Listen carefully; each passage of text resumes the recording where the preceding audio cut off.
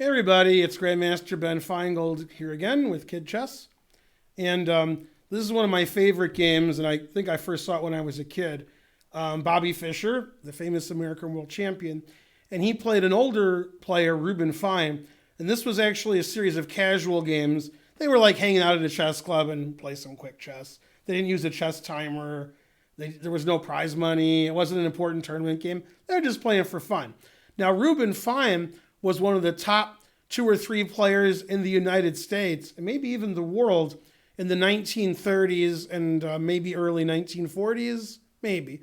And Bobby Fischer, of course, was one of the top 5 players in the world in the 1960s and 1970s.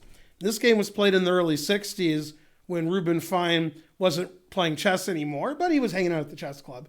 And Bobby Fischer was a kid, and they were like, okay, the young kid versus the older guy, let's see what happens. Okay, so Fischer did something really interesting. He played the Evans Gambit, and that's not very common today, but it was very common in the 1800s. You get this typical position from a gioco piano or Italian game, and now white sacrifices a pawn to get a lead in development. Okay, sort of Morphy style. Fischer plays b4. It's not played very much today. And black's like, okay, thanks for the pawn. And then white builds a big center and starts attacking. c3 attacking the bishop, and then d4. So white has a nice center, and as white gave up a side pawn, maybe that pawn's not too important.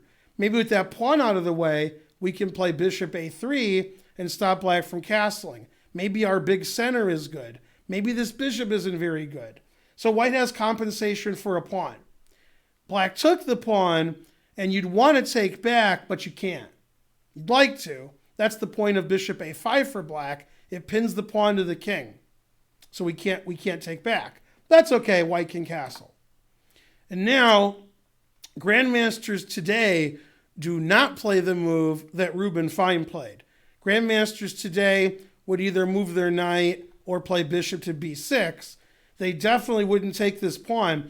We call this a poisoned pawn. It's a pawn you can capture, but it's very dangerous, and you might lose if you take it. And a lot of the games that we look at in our lectures, one side's too greedy, taking things and not developing their pieces and not castling. If you don't develop your pieces and don't castle, you can get in a lot of trouble. So that's what black did. He took another pawn. And white played queen b3, already with a big threat. The queen and bishop make a battery. White wants to take on f7. Okay, we have to defend that pawn. That pawn's not easy to defend.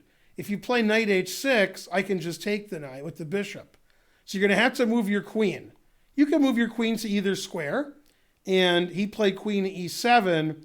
That's not the favorite move of the engine. It prefers actually going to f6. And Fischer played knight takes c3, getting one of his pawns back. But more importantly, the knight is developed, and here comes knight d5 attacking the queen. This is a very dangerous position for black. White has all of his pieces out. White's castled. White can attack the queen next move, and most of black's pieces haven't moved yet. And what does he have for it? He has 2 pawns. Black's up 2 pawns, but white has everything else. Now, normally, when you're ahead a lot of pawns, you'd like to trade all of the pieces, get to an endgame where you have 2 pawns extra. And since knight d5 is such an annoying move, Reuben Fine played, I'm sorry, I thought he took the knight. The engine actually wants to take the knight. Okay, the engine says, take that knight. That knight's annoying. But Reuben Fine played knight f6, developing a piece and threatening the castle, but Fischer's too quick. Knight d5. And the problem with trading knights, which you have to do, is you open up this line to the king. That's pretty dangerous. Now you got to do something about your knight. You got to move your knight. Your knight's attacked. And he played knight e5, and they traded the knights. And now bishop b2, getting his last minor piece out. So even though we're on move 13, black still hasn't moved 4 of his pieces. White's moved everything except the rook in the corner. White moved all of these pieces, plus white already moved his 2 knights.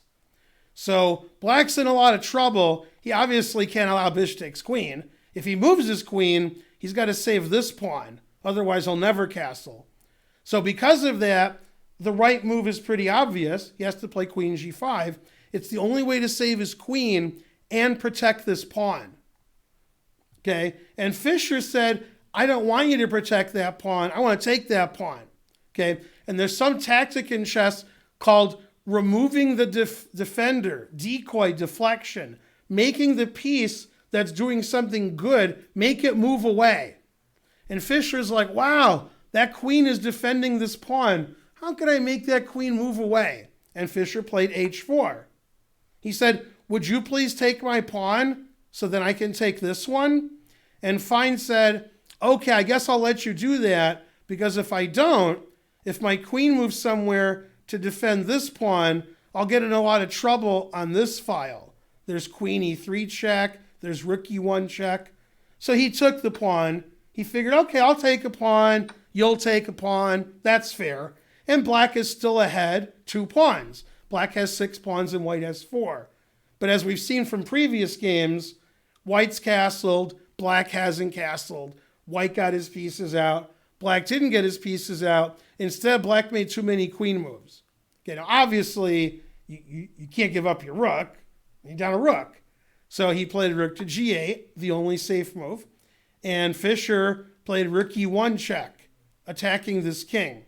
And he said, I don't really care if you take my rook. I have another rook. Okay, I still have this attack. So Fine just played king to d8. Okay, and now this was the most amazing move of the game, and this move caused black to give up. This was an incredible move. And if you remember earlier in the game, in fact, I'm going to go back and show you. In this position, white played this deflection.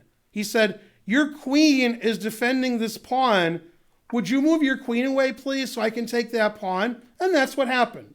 Okay, and now white did it again, but it was even more aggressive. White said, is bishop f6 checkmate? It's almost checkmate. What's the one thing black can do? Black can play queen takes the bishop. So Fischer said, you know, that queen wasn't there, then bishop f6 would be checkmate. I wonder how I can make that queen move. And there's more than one answer, but he found the best move. Queen g3, attacking the queen. And for most people, that would be a queen trade. Black takes the queen and white takes the queen. But that's not what Fischer had in mind.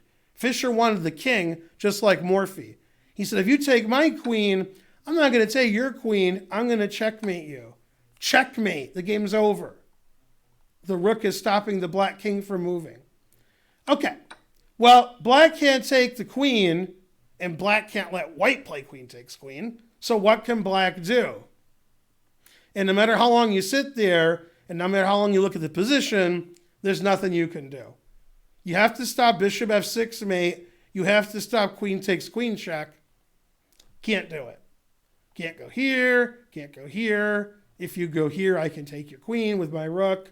No matter what you do, I'm going to win your queen or checkmate you or both. Another example of one side castling and one side not, and black's pieces for the most part are still on the back rank, and these two pieces haven't even moved yet. So that was a very Morphy-like game, but it was played by Bobby Fischer, not in a chess tournament, just as a casual game.